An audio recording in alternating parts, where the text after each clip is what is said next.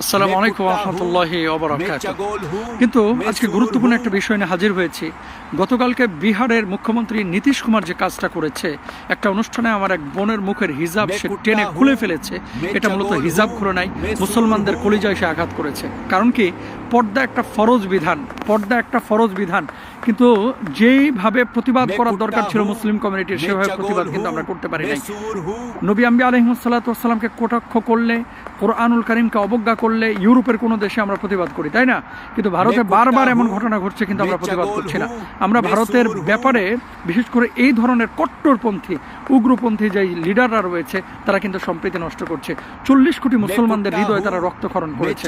আমরা দাবি জানাচ্ছি এই লম্পটকে, এই স্টুপিডকে, যা আমাদের কলিজায় আঘাত করেছে, তারে যাতে করে ভারত সরকার বিচারের মুখোমুখি করে। এবং মুসলমানরা আপনারা মামলা করেন, তার ব্যাপারে কোর্টে আপনারা রিট করেন, আপনারা যান, আগান, আইনানুগ ব্যবস্থা নেন।